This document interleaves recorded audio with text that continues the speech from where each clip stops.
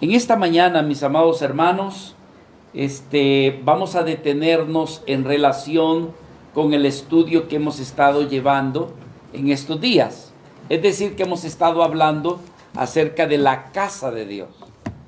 Y cuando estuvimos hablando acerca de la casa de Dios, estuvimos hablando, hermanos, como bien lo dijo mi querido hermano Alfonso, de la importancia de conocer a Jesucristo como nuestra roca, pero no solamente como la roca, sino también como el fundamento, ¿verdad?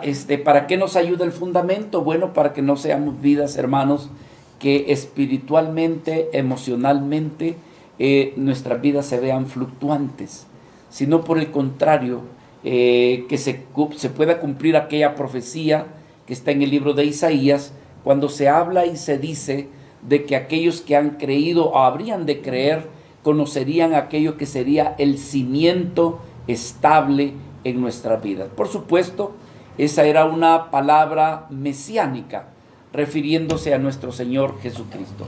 Pero hoy por hoy vamos a abandonar nuestro estudio porque tenemos algo muy especial que celebrar en esta mañana. Es la celebración de la cena de nuestro Señor Jesucristo.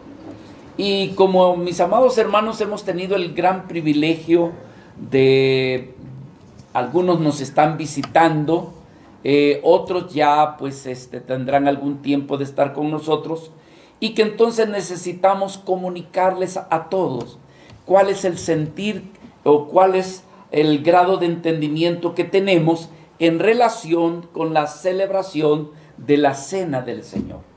Hay una palabra que dice que cómo caminarán dos, ¿qué dice? Si no nos ponemos de acuerdo. Y entonces eso pretendemos con la ayuda del Señor en esta mañana, mostrarles hasta cierto punto el grado de entendimiento que el Señor nos ha dado en relación con la celebración de la cena del Señor. Indiscutiblemente que es un evento muy relevante. Es algo, hermanos, que debemos de apreciar, y si no lo apreciamos, pues necesitamos que Dios pueda abrirnos el entendimiento espiritual, la visión espiritual, para valorizar la vida de nuestro Señor Jesucristo. No es celebrar el evento, es reconocerle a Él, es realmente, hermanos, apreciarle a Él. Todo aquello que tenga que ver con que nos ayude a apreciar al Señor, debemos de aquilatarlo, debemos de tomarlo, debemos de conocerlo, porque en realidad, hermanos, como dijo nuestro amado Señor, esta es la vida eterna, que te conozcan y que conozcan también a tu Hijo Jesucristo. Amén. Así que todo aquello, hermanos, que tenga que colaborar con ayudarnos a apreciar más al Señor, le damos la bienvenida. Amén. Se dice de que hay dos ordenanzas. Y mire que hay un pastor que, por cierto, se había hecho católico. Se ha hecho católico y ahorita está en gran problema. Porque de lo que se celebra, ¿verdad? Aquellos elementos tan relevantes, este pastor dice, es que en realidad solamente hay dos ordenanzas de gran valor. Y es, número uno, el bautismo, y lo otro, la celebración de la cena del Señor. Es decir, que son dos ordenanzas que nuestro Señor Jesucristo dejó instituido para la iglesia, para aquellos que habrían de creer, para aquellos que habían de seguirle. Entonces, hermanos, por un lado, pues decimos nosotros, o más bien la palabra del Señor, que aquellos que habrían de creer, Marcos lo dice muy claramente en el capítulo 16, dice que el que creyera y fuera bautizado. En otras palabras, nuestro Señor Jesucristo instituye la practicidad de lo que es el bautismo. Pero también la otra institución que el Señor dejó muy claro es la cena que se habría de celebrar en su nombre. Hermanos, esta cena es, como digo, es algo que ha sido instituido por el Señor. Y si usted va conmigo, por favor, al Evangelio de Mateo, capítulo 26. vemos el momento de la institución. Dice en el versículo 26: mientras comían, Jesús dice que tomó pan y habiéndolo bendecido lo partió y dándoselo a los discípulos dijo: tomad, comed, esto es mi cuerpo. Y tomando una copa y habiendo dado gracias, se la dio diciendo: bebed todos de ella, porque esto es mi sangre del nuevo pacto, que es derramada por muchos para el perdón de los pecados. Y os digo que desde ahora no beberé más de este fruto de la vid hasta aquel día cuando lo beba de nuevo con vosotros en el reino de mi Padre. Quisiera que tomásemos esta escritura como la introducción de la enseñanza de la palabra de esta mañana, y para eso yo quisiera invitarles si pudiéramos orar en esta mañana. Padre amado, en esta hora queremos agradecerte por el alto privilegio que nos das de adorarte, de alabarte, Señor. Privilegio que el mundo no tiene, pero privilegio que tú sí nos has concedido, y Señor, queremos agradecerte. Queremos agradecerte por reunirnos en esta mañana alrededor de tu presencia. Queremos pedirte que abras nuestro corazón, Señor, que tu Espíritu Santo nos ministre de tal manera que nuestros corazones puedan apreciarte aún más. Y al apreciarte, Señor, amarte aún más, como tú mereces ser amado. Te agradecemos en esta mañana que nos permites sentarnos a tu mesa y no solamente alabarte, sino también de ser expuestos a tu bendita palabra. Señor, que en todo tú seas glorificado. Es lo que más te pedimos. Amén y amén. Amén. Hermanos, este fue el tiempo en que nuestro amado Señor Jesucristo, reunido con los discípulos, quienes más tarde vendrían a ser apóstoles, el Señor les mostró a través de la celebración de la cena cómo habría de su vida ser sacrificada y su sangre habría de ser derramada para remisión de nuestros pecados. Por supuesto, algunos que estaban allí no lo comprendían, no lo entendían, porque el Señor estaba hablándoles acerca de su carne, acerca de su sangre que habrían de padecer, ser sacrificado, y ellos no lo comprendían. Y así suele suceder muchas veces. Se está haciendo algo, hermanos, y nosotros solamente vemos la apariencia, nosotros solamente vemos la forma y no logramos ver la sustancia, que es donde realmente está la razón de ser de aquello que en ese entonces, por cierto, en ese momento se estaba exponiendo. Y es que él estaba diciéndole así directamente a sus discípulos: he de ser sacrificado, mi sangre habrá de ser derramada, mi cuerpo va a ser lacerado, y todo va a ser, dice, para la remisión del pecado.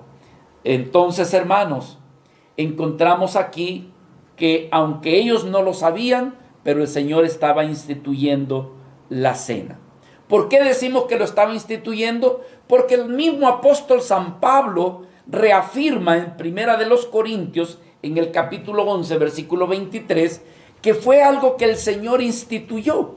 Y yo eso es lo que quisiera mostrarle a usted, que esto no es algo diseñado por los pastores, no es diseñado por la autoridad religiosa, sino que es algo que en realidad ha sido instituido por el Señor. Entonces, cuando yo pienso en todo eso, hermanos, me hace recordar la historia de la iglesia.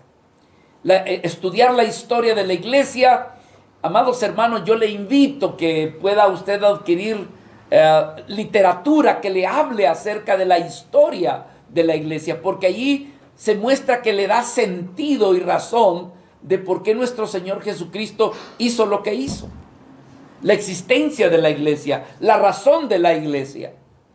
Pero cuando vemos la historia, vemos, hermanos, que la cena del Señor se ha venido celebrando desde aquel entonces. Usted tiene idea que lo que vamos a celebrar en esta mañana tiene una historia detrás de todo esto. Podemos estudiar, hermanos, la historia de distintas agrupaciones cristianas, pero que allá en el fondo siempre han celebrado la cena del Señor. Es decir, que lo que vamos a celebrar ahora es algo también histórico, aparte de lo que le da más valor, como lo es reconocer el sacrificio de Cristo. Vea conmigo el versículo 23, por eso decimos que es una institución. Porque yo recibí del Señor, decía Pablo, lo mismo que os he enseñado, que el Señor Jesús, la noche en que fue entregado, tomó pan, y después de dar gracias lo partió y dijo: esto es mi cuerpo que es para vosotros, haced esto en memoria de mí. De la misma manera, dice, tomó también la copa, y después de haber cenado, diciendo: esta copa es el nuevo pacto en mi sangre. Y entonces aquí viene la invitación de hacerlo. Dice: haced esto, ¿cómo dice, hermanos? Hacedlo esto todas las veces que la bebáis en memoria de mí, porque todas las veces que coméis este pan y bebéis esta copa, la muerte del Señor, ¿qué dice? Anunciáis hasta que Él venga. Entonces decimos, fue algo instituido por nuestro Señor Jesucristo. Ahora, pero aparte de ser instituido, uno diría, pero ¿y cuál es el propósito de que el Señor nos dijera que lo habríamos de celebrar? Yo no sé, hermanos, pero ¿cuántos tenemos hay veces un poquito de mala memoria? Se han hecho, fíjese, ¿por qué cree usted que las naciones, por lo menos una vez en el año, conmemoran y celebran, ¿cómo se llama?, la obra que hicieron sus libertadores? ¿Por qué razón se les celebra a ellos? ¿Por qué razón, hermanos, se reconoce lo que ellos hicieron? ¿Sabe por qué? Porque el pueblo es bien olvidadizo. No sé si comprende. Nosotros, hermanos, somos de fácil de olvidar inclusive las cosas que tienen gran valor. Y nuestro Señor Jesucristo se aseguró de que su pueblo no se le olvidara el gran sacrificio que Él hizo en la cruz del Calvario. Y creo, hermanos, que cada vez que celebramos la cena del Señor, lo que hacemos es recordar y decir: Señor, como decía David, que mejor se me corte mi mano derecha, pero que mi corazón no te olvide a ti, Señor. Entonces, la cena del Señor es una conmemoración. La cena del Señor es decir: Señor, quiero vivir, quiero recordar, quiero no olvidar lo que tú has hecho por mí. Entonces, hermanos, ese es el propósito. Pero hay otros propósitos más alrededor de la cena del Señor. Por ejemplo, hermanos, según la cena del Señor, hay 4 cosas que yo logro ver al estudiar acerca de la cena del Señor. Yo encuentro que hay por lo menos 4 propósitos de por qué usted y yo debemos de celebrar la cena del Señor. Una de ellas es que usted y yo tengamos comunión. Fíjese que ahorita acabamos de tener comunión alrededor de un cafecito, de un pancito dulce. ¿Y cómo nos sentimos, hermano? Yo los veía a algunos de ustedes reunirse por allá a platicar, otros de este lado, y pareciera ser de que aquello se presta como para dialogar, como para intercambiarnos, ¿verdad? Pero yo quiero decirle que la cena del Señor lleva también esa connotación. La connotación, hermanos, de que aquellos que hemos venido a ser salvos, lleguemos a tener comunión. La gente que no es creyente, que no comulga nuestra misma fe, hermanos, muy difícil tenemos confianza, muy difícil tenemos facilidad de poder hablar acerca de las cosas de Dios. A ellos les parece extraño Y como decía el apóstol Pablo, para algunos hasta es locura hablar de estas cosas. Y otros hasta se burlan, hermano. Es doloroso, yo me he sentido muy indignado y nunca he preparado un video donde sea una manifestación apologética.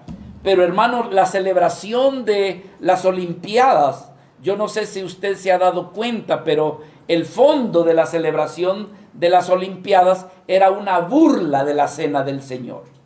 No sé si usted se habrá dado cuenta.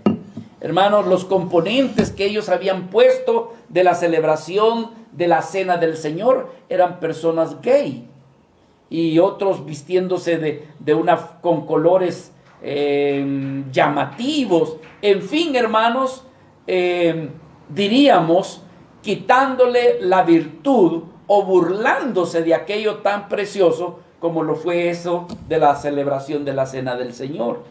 Y yo me he sentido tan indignado que quería ver si hacía una grabación y poder... Porque ¿sabe qué, hermano? Yo no miro ni un cristiano que se haya pronunciado. Como que se da por aceptar, como que se da pues, bueno, así es el mundo. Y ni un cristiano ha dicho, hermano, nos oponemos a este tipo de cosas. Una falta de respeto, ¿verdad? Aquellos que amamos a nuestro Señor Jesucristo. Pero decimos que uno de los propósitos, y debemos de aprovechar, hermanos, yo no comprendo cómo aquellos que se dicen ser creyentes, pero son cristianos y no son vidas que se congregan. Entonces se les olvida que Dios diseñó, Cristo diseñó que su iglesia no fuéramos una iglesia que nos quedáramos en nuestras casas, sino que viniéramos y participáramos en la comunión con los demás hermanos. Alguien dice, no, mire, yo amo mucho a Cristo, pero a la iglesia no. ¿Cómo es eso? ¿Cómo es que tú vas a amar a Cristo y no vas a amar a la iglesia? John MacArthur decía que la vida que realmente no ama a la iglesia, lo más probable es que sea engañado y no es creyente. Porque el que es genuinamente creyente comienza a sentir un anhelo, un deseo de estar en la iglesia para alabar al Señor, pero por supuesto también para tener comunión los unos con los otros. Por favor, acompáñenme a 1 de Corintios, que quiero acentuar esta verdad a través de la palabra del Señor. Dice aquí en el capítulo 10, 1 de los Corintios, capítulo 10, versículo 15. Dice la escritura, déjenme ver, hermanos, quiero llegar. 1 Corintios, capítulo 10, versículo 15. Como a sensatos, ¿qué dice? Os hablo, juzgad vosotros lo que digo. Fíjese, observe lo que dice el versículo 16. La copa de bendición que bendecimos, ¿qué dice allí, hermanos? ¿No es la comunión de la sangre de Cristo? El pan que partimos, ¿no es el qué? La comunión del cuerpo de Cristo. Pregunta, ¿y quién es el cuerpo de Cristo, hermanos? Su iglesia. Su iglesia. Entonces la celebración de la cena del Señor tiene que ver, hermanos, con la comunión del cuerpo de Cristo. Tú no puedes decir que eres creyente, pero dices, pero yo no me voy a congregar, voy a ser creyente aquí en mi casa. Que mi casa sea la iglesia. Estás confundido, hermano. Si alguien piensa de esa forma, que tu casa va a ser la iglesia. Entonces el esposo es el pastor y la esposa, ¿qué sería? No sé qué sería, hermano. La esposa del pastor. La esposa del pastor, ¿verdad? Pero mis amados, no podemos ser cristianos sin no pertenecer a una expresión del cuerpo de nuestro Señor Jesucristo. Amén. Entonces, ¿por qué celebramos la cena del Señor? La celebramos, hermano, para participar en la comunión de los salvos. Entonces dice la Escritura, el pan que partimos, ¿no es la comunión del cuerpo de Cristo? Entonces dice el 17, siendo uno solo el pan, nosotros nosotros con ser, ¿qué dice? Ser muchos somos un cuerpo, Pues aquí viene la palabra. Todos participamos de aquel mismo pan. Entonces tú no puedes decir yo voy a ser independiente. Dice la escritura aquí, mirad a Israel según la carne. Los que comen de los sacrificios no son partícipes del altar. ¿Qué digo pues? ¿Que el ídolo es algo o que sea algo lo que se sacrifica a los ídolos? Antes digo que los gentiles sacrifican a los demonios. Dice, a ellos los sacrifican y no a Dios. Y no quiero vosotros, dice, no quiero que vosotros os hagáis partícipes con los demonios. Pero aquí viene el aspecto de la participación. No podéis beber la copa del Señor y la copa de los demonios. No podéis participar de la mesa del Señor y de la mesa de los demonios. Él está hablando de decir, los que no conocen a Cristo, ellos tienen su comunión, pero los que nosotros conocemos a Cristo, nosotros participamos del cuerpo. ¿Por qué? Porque somos uno con el Señor, así como uno con la cabeza, uno también con el cuerpo. Aquí también, hermanos, en 1 de Corintios capítulo 11, la cena del Señor, hablando del propósito de por qué celebramos la cena del Señor, es que es una conmemoración, lo que decíamos hace un instante. ¿Por qué en septiembre, hermanos, se celebra a los héroes patrios? Para que no se te olvide lo que ellos hicieron.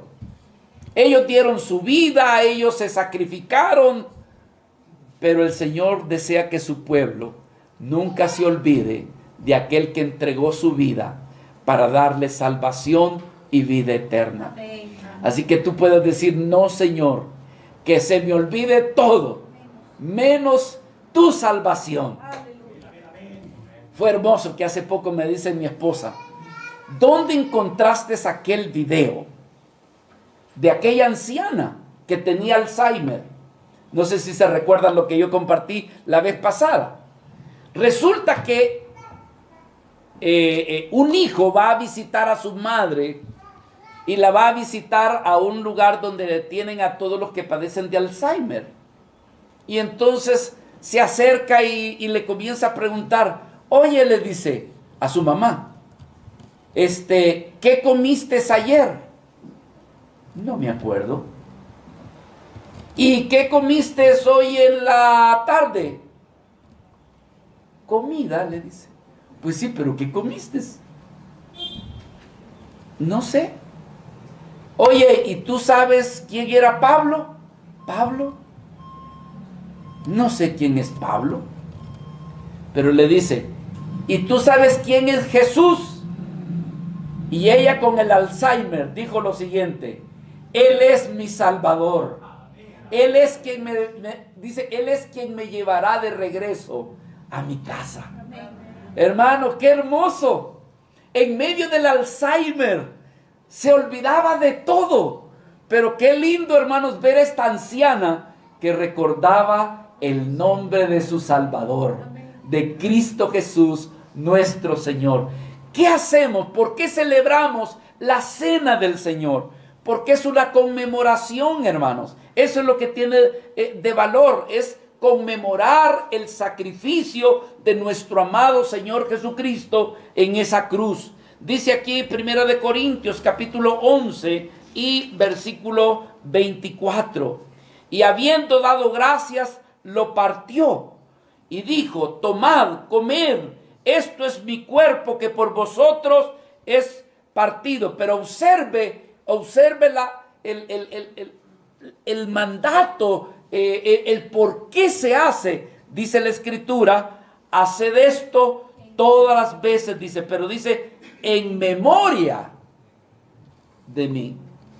En esta mañana estamos a punto de celebrar la cena del Señor, pero hermanos, lo hacemos, número uno, participando de la comunión con usted que nos acompaña en esta mañana. Pero también, hermanos, lo hacemos para recordar el sacrificio de nuestro Señor Jesucristo. Yo le decía que hay 4 cosas que yo encontré al estudiar acerca de la cena del Señor 4 propósitos. El tercer propósito de por qué celebramos la cena del Señor es para proclamar su muerte en la cruz. Aquí mismo en el versículo 26, Primera de Corintios, capítulo 11, versículo 26, dice: así pues, todas las veces que comieres este pan, ¿verdad que no dice los panes? No, está hablando de un solo pan. Así pues, todas las veces que comieras este pan y bebieres esta copa, ¿qué hacemos? La muerte del Señor. Estamos anunciando parte de lo que es el Evangelio. La muerte del Señor anunciáis. ¿Y saben qué también anunciamos, hermanos? Que Cristo, nuestro amado Señor, viene por segunda vez. ¿Lo creemos de veras, hermano? Yo lo creo. Él dijo que habría de regresar. Así que no te desanimes, no pierdas la esperanza que un día nuestro amado Señor aparecerá. O tú sales al encuentro de Él cuando te mueras, o el Señor viene y entonces va a acontecer algo. Hermano, ¿qué va a suceder? Que el Señor nos va a raptar para que estemos con Él. Un día voy a hablarle más acerca de eso, porque me dice, ¿nos puede hablar del rapto, hermanos? Y yo sé que hay distintas posturas en relación con ese acontecimiento, pero si usted me lo permite, un día yo voy a hablarle sobre ese tema. Pero hoy por hoy hablemos de la cena del Señor. Amén, hermano. Entonces, ¿por qué celebramos la cena de nuestro Señor Jesucristo? Porque recordamos que Él murió, su muerte, y su muerte no fue en vano. Su muerte tiene sentido, su muerte tiene propósito. Le preguntaron al máximo representante de una religión mundial y le hicieron la pregunta. ¿Quieren saber quién? Le preguntaron al Papa Francisco. Y eso sí yo lo compartí en estos días. Le preguntaron, ¿y usted sabe por qué murió Jesucristo? ¿Sabe cuál fue la respuesta de él? No lo sé. ¿Cómo? ¿No lo sabe? No, dice, en realidad no lo sé. Lo veo a él crucificado y pregunto, ¿por qué fue crucificado? Y sigo sin lo mismo, dice, sin saber. Pues mis amados hermanos, la palabra de Dios es tan clara que nuestro amado Señor Jesucristo murió en esa cruz. Él gritó y dijo, tetelestai, porque él estaba diciendo, consumado es, la cuenta ha sido pagada. Cristo murió, hermanos, para pagar, para redimir, para justificarnos delante de Dios. Así que cada vez que celebramos la cena del Señor, recordamos que la cuenta fue pagada por la muerte de nuestro Señor Jesucristo. Usted sí sabe por qué murió Cristo, ¿verdad, hermano? La palabra de Dios lo dice por todos lados. Y número 4, la razón de por qué celebramos la cena del Señor.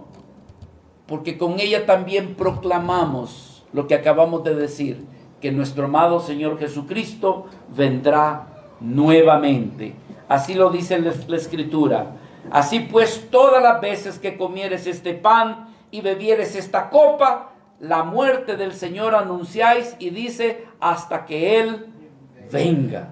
Hermanos, en el libro de los Hechos quedó claramente registrado que nuestro Señor Jesucristo habría de regresar por segunda vez. Esto que estamos oyendo debe de darle a usted esperanza a su corazón. Y no como sucedió la primera vez con Pedro y todos los demás discípulos. Cristo murió, por ejemplo. Y cuando Cristo murió, ¿cuál fue el resultado? Que entonces los apóstoles dijeron, pues aquí se acabó todo. Aquí terminó todo. Él ya murió.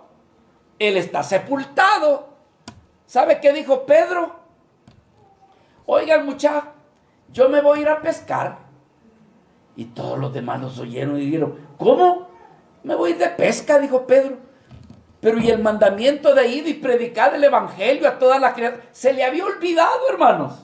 ¿Sabe por qué se le había olvidado? Porque vio a Jesucristo que murió. Entonces dijo, pues aquí se terminó todo. Mi héroe, mi inspiración ha muerto. Así que me voy a ir de pesca. ¿Y sabe qué dijeron los demás discípulos? Ah, pues vámonos, Pedro, también te acompañamos. Queremos ir contigo. Vamos pues. Y se fueron a pescar. Y no pescaban nada. Y de repente allá a lo lejos en la playita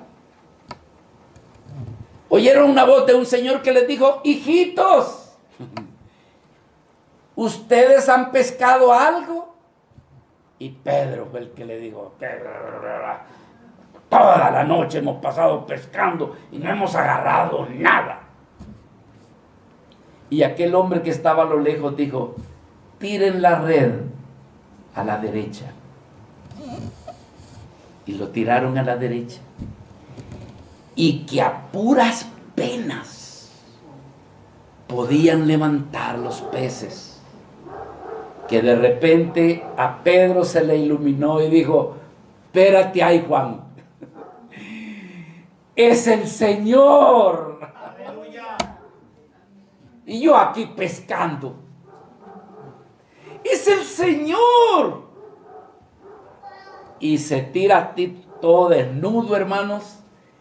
Y se va donde el Señor y lo primero que hace es postrarse. Y le dice, perdóname, Señor, que soy pecador.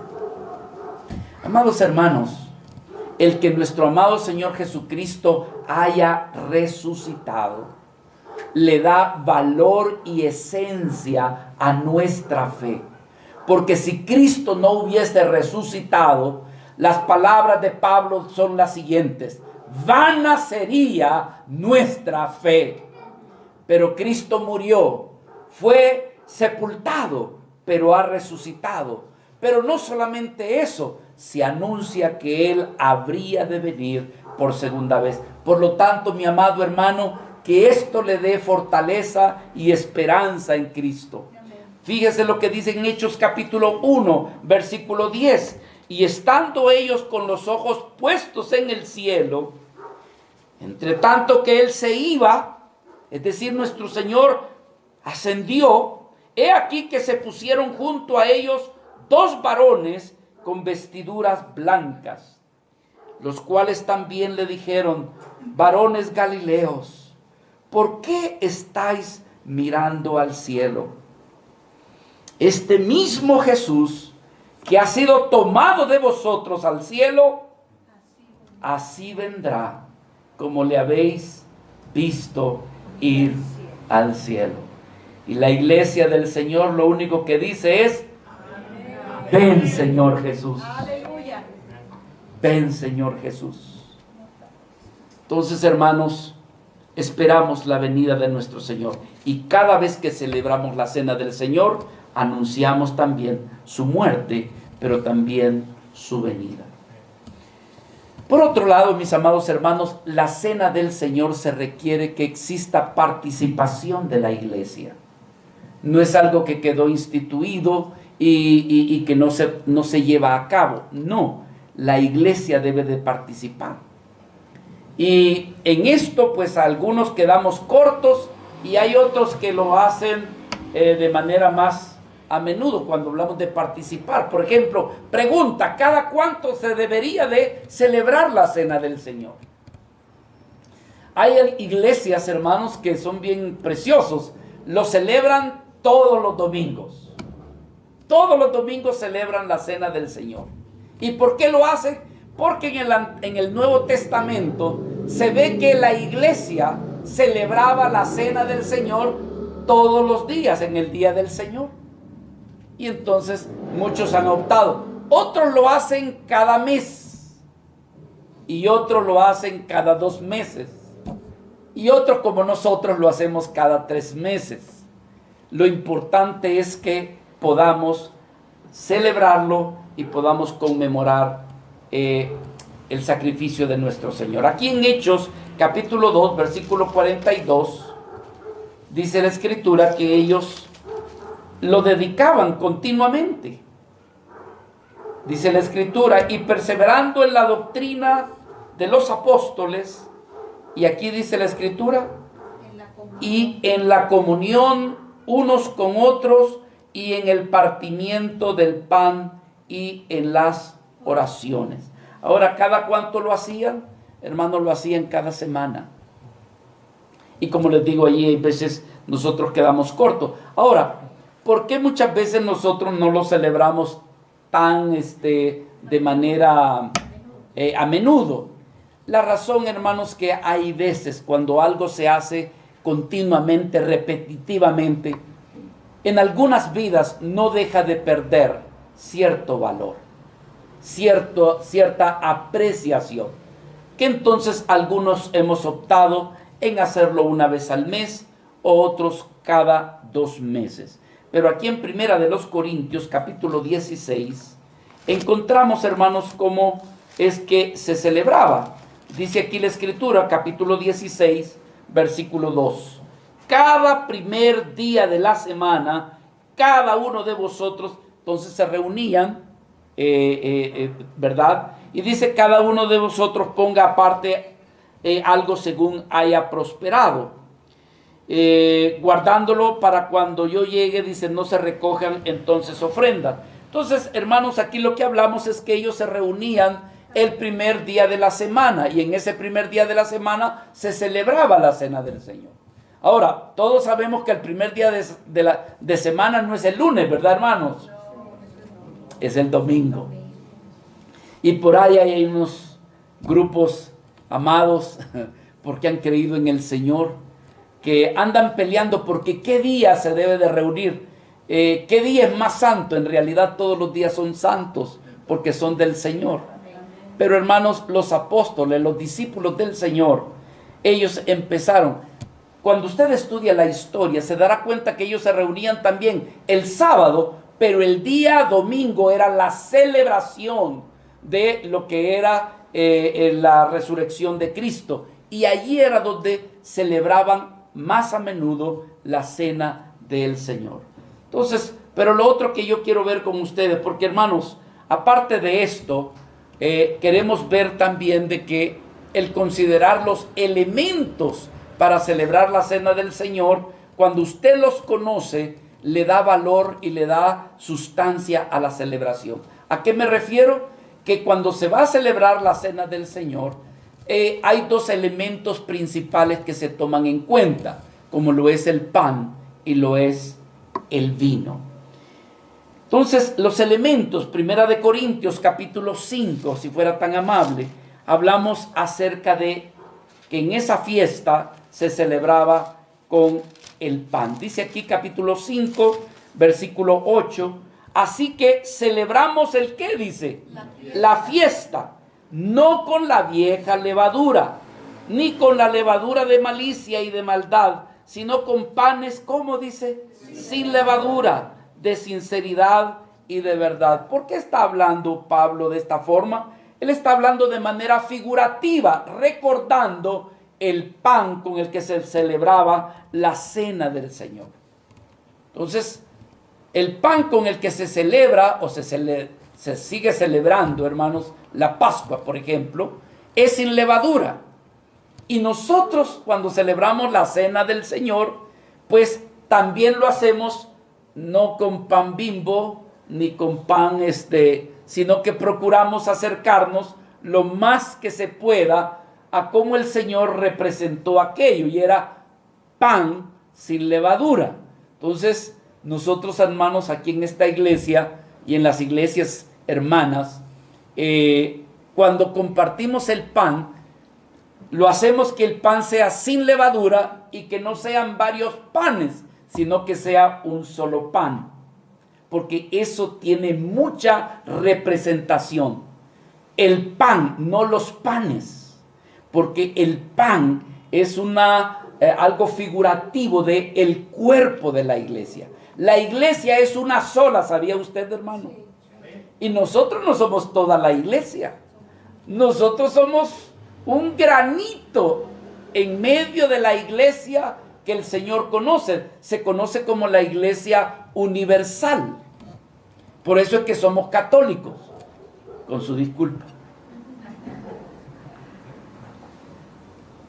¿Cómo, hermano? ¿Somos cristianos o somos católicos? Somos católicos cristianos. Y cuando yo dije esto, hermano, en una iglesia, yo comencé a oír el murmullo. Y dice, aquí se nos filtró alguien, ¿verdad? O sea, no, hermanos, es que la palabra católico significa fe universal. Ese es el significado de la palabra católico.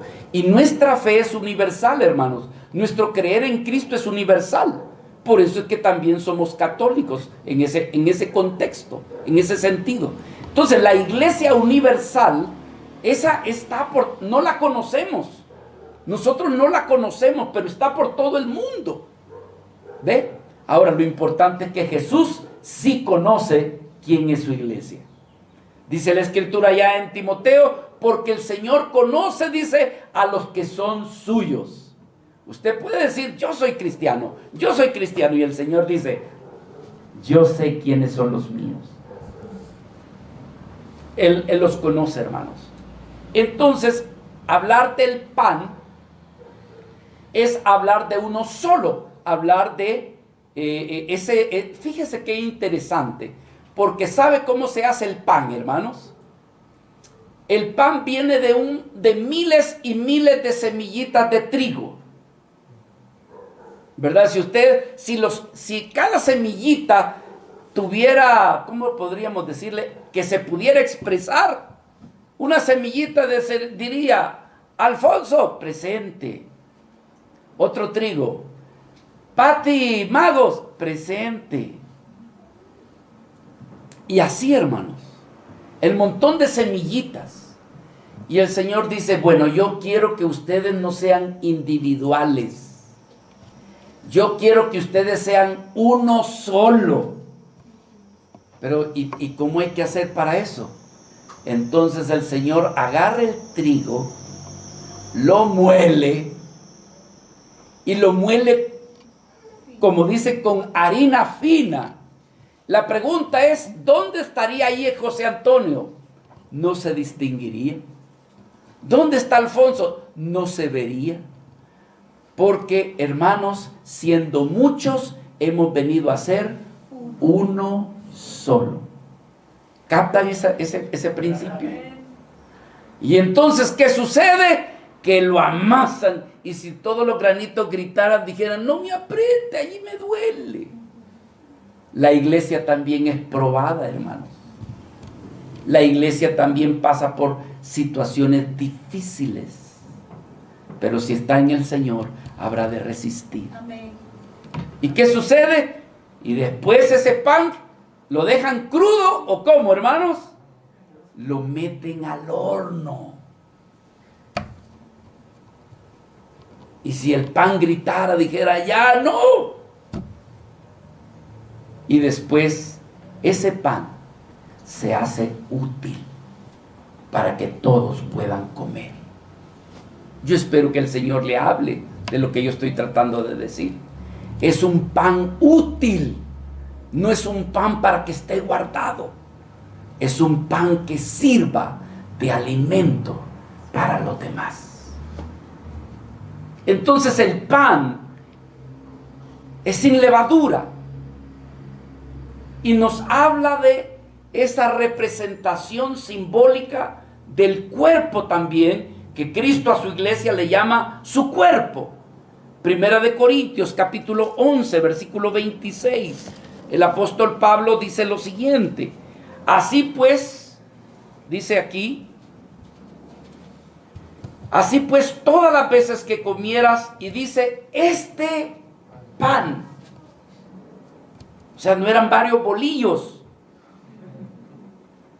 está hablando de un solo pan. Eso es importante, hermanos, porque nos habla de la unidad del cuerpo de Cristo.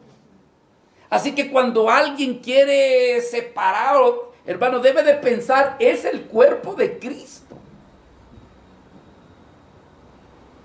que comieres este pan y también bebieres esta copa. Entonces tenemos el elemento del pan, formado por millones de trigos que llegaron a ser el pan y que de manera espiritual nos habla del cuerpo de Cristo. Pero de la misma manera, hermanos amados, nos habla del fruto de la vid. Es el segundo elemento que se utiliza en la cena del Señor. Mateo capítulo 26 nos habla acerca de la vid, del vino. Dice la escritura aquí en Mateo capítulo 26 y versículo 27.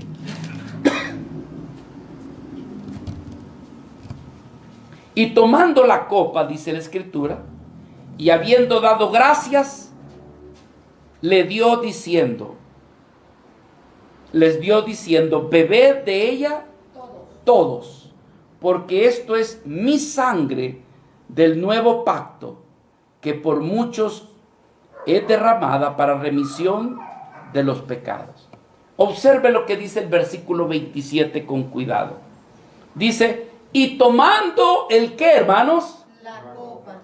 La copa. No dice varias copas. Aunque nosotros lo vamos a hacer con varias copitas, pero ya le voy a explicar por qué lo hacemos. Pero la idea, hermanos, era una sola copa, que también nos habla de la unidad, de uno solo. Y yo creo que la copa de nuestro Señor no era tan bonita como esta. Quizás hasta era de barro, lo que se le conoce como el Santo Grial, y no era tan ornamental como las que hoy tenemos. Pero hermanos, nos habla de una copa, donde allí estaría el vino. Y él dijo, porque esto es mi sangre del nuevo pacto, que por muchos es derramada para remisión de los pecados. Ahora, hermanos amados, quiero decirles lo siguiente. Hay una discusión teológica por años que tiene que verse con que ¿es la sangre de Cristo o es algo que es representativo? ¿Verdad? Existe aquella lucha que dice, no, es que el pan es la carne de Cristo y el vino es la sangre de Cristo. Y es lo que se conoce como la transustanciación. Es decir que, y hablo con mucho respeto, ¿verdad?, de nuestros conocidos de la Iglesia Católica, cuando ellos dicen que por una obra especial, por un milagro especial, que cuando el sacerdote levanta la copa y levanta el pan, en ese instante el vino se convierte en sangre y la hostia o el pan se convierte en la carne literal de Cristo. Y hermanos, aquí es donde uno dice, bueno, pero yo lo que detecto que es puro pan.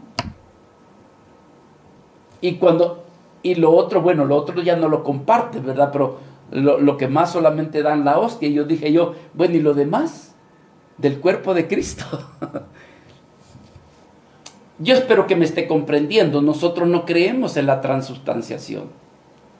Ahora, cuando nuestro Señor dice, esto es mi sangre, esto es mi carne, nosotros comprendemos que nuestro Señor Jesucristo habla en un sentido espiritual. En un sentido espiritual. ¿Por qué, hermanos? Porque en un momento dado, cuando estaba con los fariseos y los discípulos, nuestro Señor Jesucristo dijo, el que no come mi carne y no bebe mi sangre, dice, no tendrá parte conmigo y no entrará al reino de los cielos. Entonces los fariseos que estaban en torno a él dijeron, pero este hombre nos está hablando de comer su carne y de beber su sangre, nos está invitando al canibalismo. Pero dice la Escritura, pero esto hablaba, dice, de manera espiritual. Lo dice la Escritura. Entonces, eso mismo se traslada a la celebración de la Cena del Señor. Cuando Él dijo, esto es mi carne, esto es mi sangre, lo está hablando en el mismo contexto, en un contexto espiritual. Por lo tanto, nosotros los creyentes cristianos, cuando celebramos la cena del Señor, lo hacemos, hermanos, utilizando el elemento del pan y del vino como un símbolo, como algo que nos recuerda el sacrificio de nuestro Señor Jesucristo. No es que vamos a beber la sangre de manera literal, ni que el pan realmente es la carne. No, nos está recordando lo que Cristo hizo por nosotros en la cruz del Calvario. Amén. Y lo otro con lo que quiero finalizar: ¿cómo debemos nosotros participar de la cena del Señor? ¿Cuál es la manera? Y otra vez, hermanos, aquí seguimos el ejemplo de nuestro Señor Jesucristo.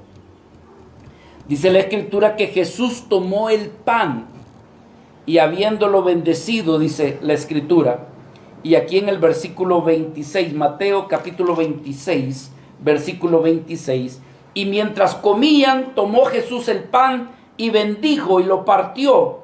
Y entonces dice que se lo dio a sus discípulos y dijo: tomad, comed, esto es mi cuerpo. Y también dice en el 27, tomando la copa y habiendo dado gracias, les dio diciendo: bebed de ella todos.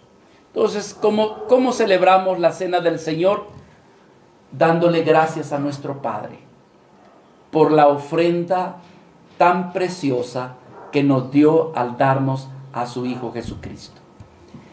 Yo le hago una pregunta: ¿cómo usted piensa que llegaría al cielo, hermanos? ¿Qué es lo que le da a usted garantía de que usted va a poder entrar por esas puertas celestiales? Yo quiero decirle, hermanos, si no fuera por Jesucristo, usted y yo no entramos. Porque Jesucristo es el que nos ha redimido. Él es el que nos ha justificado. Él es el que nos ha reconciliado. Él pagó el precio de la expiación de nuestro pecado.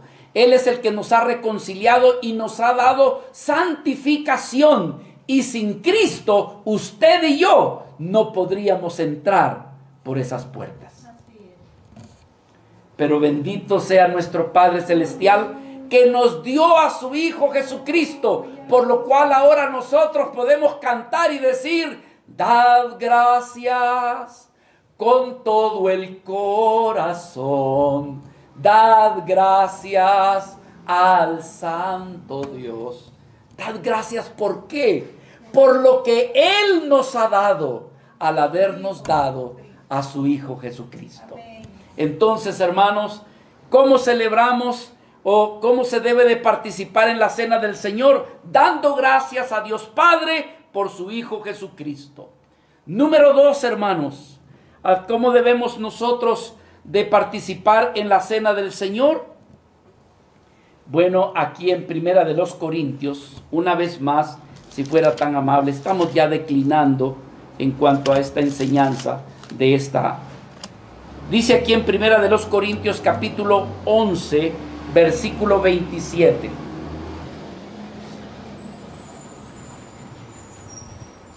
¿Cómo podemos participar de la cena del Señor? Observe con mucho cuidado, porque este versículo se ha malinterpretado dolorosamente. Yo lo he escuchado en algunas iglesias y yo siento que no le están dando la correcta interpretación. Fíjese lo que dice el versículo 27 al 28. De manera que cualquiera que comiera este pan o que bebiera esta copa del Señor, ¿cómo dice? Indignamente será culpado del cuerpo y de la sangre del Señor. Observe la delicadeza, observe cómo Pablo está escribiendo. De manera que cualquiera que comiera este pan o bebiera esta copa del Señor de manera indigna será culpado del cuerpo y de la sangre del Señor. Versículo 28 dice la Escritura: por lo tanto, ¿qué, hermanos? Pruébese cada uno a sí mismo y entonces coma así del pan y beba de la copa. Cualquiera que lee este versículo no deja de leerlo como que si fuera una advertencia, Porque dice la Escritura, el que coma el pan o que beba de la copa del Señor, pero que si lo hace indignamente, será culpable del cuerpo y de la sangre del Señor. Y aquí viene la pregunta. Cuando se dice que no hay que comer ni beber de manera indigna, ¿qué viene a su mente? ¿Qué piensa usted cuando dice, debo de tener cuidado de no tomar ni no comer de manera indigna la cena del Señor? Y entonces muchos le atribuyen y dicen, bueno, tomar la cena del Señor de manera indigna es cuando uno ha pecado. Siendo uno pecador, entonces es indigno de participar de la cena del Señor. Pero yo le hago una pregunta en esta mañana. ¿Cuántos pecadores hay aquí entre nosotros? Yo quisiera saber quién me acompaña. Mis amados, entonces ni uno de nosotros podría participar de la cena del Señor, porque todos somos pecadores. Entonces, tomar la cena del Señor de manera indigna no tiene que ver con eso. Tiene que ver, tomar la cena del Señor de manera indigna es no discernir, no comprender por qué nuestro amado Señor Jesucristo murió en esa cruz del Calvario. No comprender por qué su cuerpo fue sacrificado en esa cruz.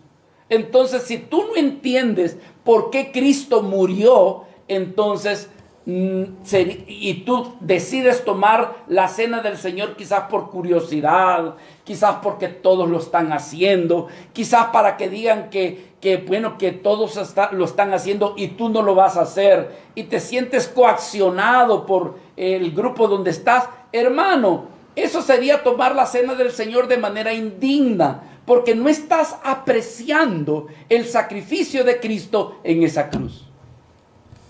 Entonces Cristo murió por ti. Así que tomar la cena del Señor indignamente es no comprender por qué Cristo murió. Tomar la cena del Señor es no discernir su sangre, su cuerpo, por qué fue a esa cruz. No comprenderlo, eso sería tomar la cena del Señor indigna. Y ya voy a decir un poquito más en relación con este punto. Entonces, tomar la cena del Señor de manera digna es decir, Señor, yo sé por qué Cristo vino a morir. Yo he creído en Él, he puesto mi fe en Él, en su sangre, en su sacrificio. Es el Evangelio, en resumen. Entonces, hermano, tú estás entendiendo por qué. Discernir. Ahora, cuando tú disciernes, tú formas parte de esa expresión del cuerpo de Cristo. Y cuando tú permaneces en Cristo, en eso que tú has creído, entonces tú eres una vida que no practicas el pecado. Yo no estoy diciendo que no pecas, no, yo estoy diciendo que tú no practicas el pecado. ¿Por qué? Porque has creído en Cristo, permaneces en Él. Él es tu Salvador, Él es quien te redime, Él es quien te santifica, Él es quien te perdona. Hay una escritura allá en primera de Juan capítulo 3, dice que el que permanece en Cristo, dice, no peca, porque los que pecan son del diablo. ¿Cuántos han leído ese versículo? Sí, amén, qué bueno. Entonces alguien diría, oye hermano, pero si yo peco, entonces eso quiere decir que soy del diablo. No, espérate. Una cosa es que tú pecas y otra cosa es que tú practicas el pecado. El que practica se deleita en el pecado. El que practica no toma en cuenta si ofende a Dios. El que practica, hermanos, su hobby es el pecado. Pero el cristiano verdadero peca, pero le duele. Peca, pero se arrepiente. Peca, pero confiesa y se lava con la sangre de nuestro Señor Jesucristo. Amén. Entonces, hermanos, ¿quién puede participar? Aquella vida que reconoce su pecado, pero que le pide perdón al Señor. ¿Quiénes pueden participar? Los que tienen esa conciencia redimida y que entonces, hermanos, se examinan y entonces se presentan delante del Señor y confiesan sus faltas. Se lavan. Por tal razón, hermanos, es que nosotros, fíjese los que no pueden participar en la cena del Señor. Número uno, ¿quiénes no pueden participar? Los niños. ¿Por qué no? Porque los niños no disciernen, no logran discernir por qué Cristo murió en la cruz. Entonces un niño, hermanos, va a ver que su papá, su mamá va a participar y dice, ¿y yo? No, espérate. Ellos no logran discernir la razón de por qué nuestro Señor murió. ¿Quiénes otros no pueden participar? Estamos hablando de quiénes pueden participar. No pueden participar los que no han creído en Jesucristo, los que no han abierto su corazón, los que no han puesto su fe en la redención de Jesús. Si tú no has, lo voy a decir de esta forma, porque es lo más conocido. Si tú no has recibido a Cristo, vaya, dejémoslo así. Algunos me van a comprender. El que no haya recibido a Cristo, es decir, el que no haya puesto su fe en el Señor, el que no haya buscado a Cristo para lavar y limpiar sus pecados, el que no haya reconocido a Jesucristo como el único medio de salvación, esa vida nosotros le decimos, mira, te invitamos a que no participes. Todavía no le has valorizado el cuerpo, el sacrificio de Cristo, por lo tanto te diría que te abstengas. Hay otra razón también, hermanos, de por qué nosotros decimos quienes no pueden participar. Los que no han sido bautizados. Es decir, nosotros, hermanos, creemos en nuestro Señor Jesucristo y que después de que hemos creído, el siguiente paso es bautizarnos. Pero alguien dice, ay hermano, pero yo ya me bauticé. ¿Cuándo fue eso? Mi mamá dice que cuando yo estaba chiquitillo, me bautizaron. Pero eso no vale. ¿Por qué? Porque tú ni sabías por qué te estaban bautizando. Segundo lugar, ni te preguntaron si querías bautizarte sí o no. Te agarraron y te llevaron. O sea, esto fue algo que te lo impusieron. No es algo nacido en fe en tu corazón. Nosotros no estamos diciendo, hermano, que tienes que llegar a los 30 años para bautizarte. Porque ahí andan diciendo, es que los cristianos dicen que solo hasta que se llega a los 30 años. No, hermano, la clave es hasta cuando tú disciernes, comprendes, sabes por qué Cristo murió en esa cruz. Yo me recuerdo hace años, mi hijo me decía, estaba así un poquito como Abdías. ¿Cuántos años tienes, Abdías? Ah, pues, cabal. Entonces, papá, yo me quiero bautizar. No, mijo. Es que yo me quiero bautizar. No, hijo. ¿Por qué? Porque tú todavía creo que no disciernes por qué en realidad Cristo murió. Y me dice mi hijo, pregúntame. Y allí me agarró, hermano. Le digo, ¿tú sabes por qué Cristo murió? ¿Tú sabes por qué derramó su...? Y hermano me comenzó a hablar con detalles. Todavía estaba el hermano Cookie vivo y estábamos en el lago de Ilopango. Y me dice el hermano, Joelito está listo, me dice. Él entiende por qué. Y entonces le digo yo, bueno, si es así, hermano, vamos pues. ¿Por qué estoy hablando esto? ¿Quiénes pueden participar de la cena del Señor? Aquellos que se han bautizado. Pregunta, ¿y por qué te bautizaste? Porque yo entiendo por qué Cristo murió por mí. Por lo tanto, tengo libre acceso para participar de la cena del Señor. Ahora, hermanos, aquí hay hermanos que no se han bautizado porque no han tenido la oportunidad. No tenemos una alberca, no tenemos un río aquí cerquita. Y entonces nosotros lo hacemos 1 o 2 veces en el año.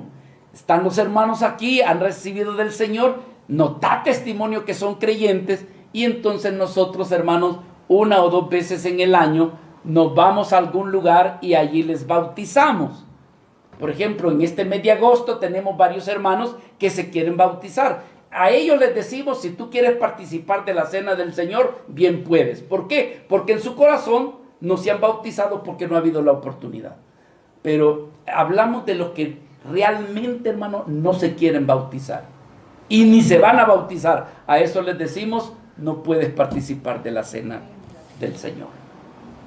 ¿Quiénes más no pueden participar de la cena del Señor? Los que no tienen sus facultades de manera normal. No sé si me doy a comunicar.